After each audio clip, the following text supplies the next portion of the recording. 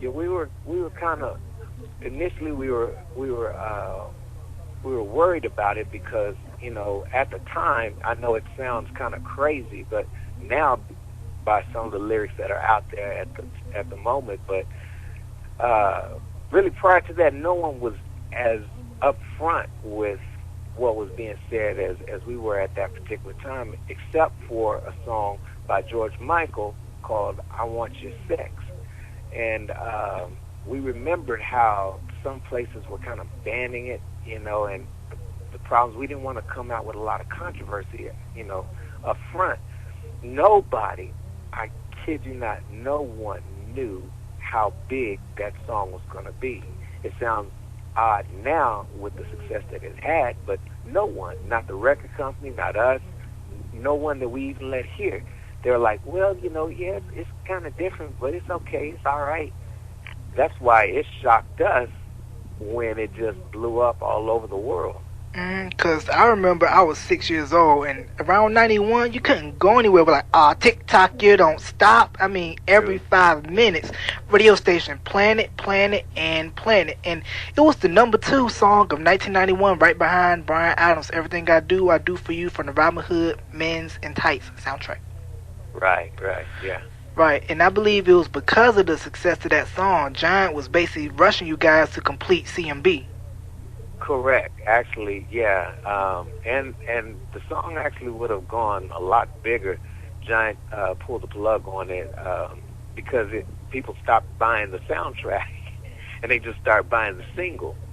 And we had, I think, 2 weeks to finish the album. We had probably about half the album done at that time, if that much. And we just started rushing, just going through, writing and getting with different producers and trying to finish up that album. Right, and also there were other big hits off your debut album, I Adore Me More, All for Love, and basically it was just a good album, and I believe it sold 7 million. Yes, sir, somewhere around there. Somewhere around that number. Now, tell me about that performance on Soul Train, where you guys were performing I Want to Sex You Up, and you were wearing the different color suits. I think Sam had a green one, Brian had like an orange one, Mark had like a purple one, or something like that. Yeah. Well, we had a stylist by the name of, at the time her name was Lisa Smedley, and she had that concept. Well, I mean, I can't say that she came up with it. The colors was like the theme, the end theme. So she was saying, well, the thing that's really coming out are all these colors. So what I suggest you do is, each one of you all have a different color, and this is what I present to you. And she presented it. We loved her taste, and that's what we went to, and it hit. Right, and basically when that song came out, everybody was like, "Color Me Bad." You guys were a full-fledged R&B group, but just that you just had that pop stigma attached. Yeah. We were, we were versatile, basically, because you had a lot of different, within our group, you had a lot of different styles, a lot of different artists that we listened to. I mean, we listened to everything from gospel to rock to pop to R&B to country. We listened to a lot of things, and that's what came out in our music. Right, and you also had like labels, like Sam was the Kenny G looking guy, Mark had the George Michael 5 o'clock shadow working, Brian was like the pretty boy of the group, and Kevin, you were the black guy. Yeah, I was the brother. Yeah, the brother of the group. Now, it was because of that song you guys, I believe, won 2 Soul Train Music Awards back in '92, right? Right. I think it was Best R&B Group of the Year and Song of the Year for the Soul Train when you guys won an AMA. Right.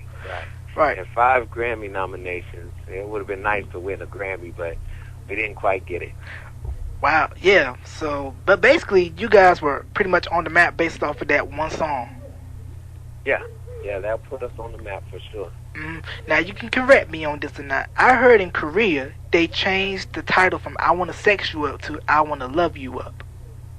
Well, we actually did a version called I Want to Love You Up for, like, the Bible Belt states in the in certain places that would not play I Want to Sex You Up. Yeah. Mm. Now, tell me a little bit about Giant Records at that time, because it was the home of pop R&B acts. You had you guys, Jade, Jeremy Jordan, and Good to Go. Uh-huh.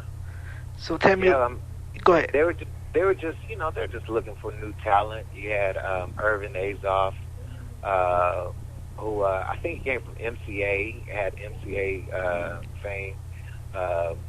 Also, he was the manager of the Eagles, or at least a few of the guys in the group Eagles, and basically. And then you had Cassandra Mills, who was Stephanie Mills' sister-in-law. She was the A&R person there, and basically they were just looking for as much talent as they possibly could. Brand new acts, brand new sound. Right. Now, what was your opinion of the group Jade, who were your label mates? Man, Jay, I loved them. I can't tell you how much I love them because I'm married now. But Jade was hot. Yeah. Jade was they were very talented girls, sweet, very, very sweet girls. Because I had read through Joy Marshall, who's a member of Jade MySpace page, that she said "I Want to Love You," that hit from the Class Act soundtrack, came about from "I Want to Sex You Up." Could have very well. That may be. I didn't know that. Right. So I'm telling you something that you didn't know. All right. Now tell me about the time you guys coming off of CMB and you guys like, oh man, we gotta smash album out the box and we gotta come at them with something bigger and better. Talking about like the second album? Yeah. Well, we had toured, and by the time the tour had ended, probably the smartest thing for us to have done was to jump in and just done another album. But I can't say we were burnt out, but we were just really exhausted because we had done tour after tour back to back, had been going on the road for so long. But we also knew that the next album that we did was going to be a make it or break it type album. And so what we wanted to do, we wanted to make sure that we took our time and we wanted to really be creative. And to me, just personally, the second album was one of our best pieces of work ever. If you ever listen to it, you'll hear a lot of the throwback artists. We listened to a lot of funk. We had Bootsy Collins on that album. Slow Motion. Yeah, he was on Slow Motion, and he was on a couple of the other cuts as well.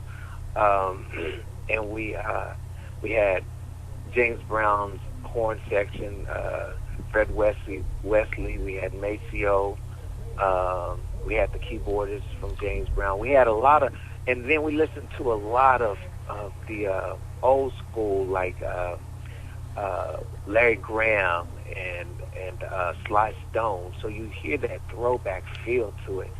The only problem I think that we had, well, to save face, I don't want to disrespect anybody, but there were some issues that we had with the record company, and then at the time we were also going through some problems with our managers and accountants and such, and so it threw us back. We had to take some time to kind of deal with that, and although it was a wonderful time for us as far as artistically, those memories were very hard for us because we were dealing with the dark side of the industry that people just don't really know about, heard about, but it's another thing to actually experience it. Right, and I believe you guys were touring with Paul Abdul, right?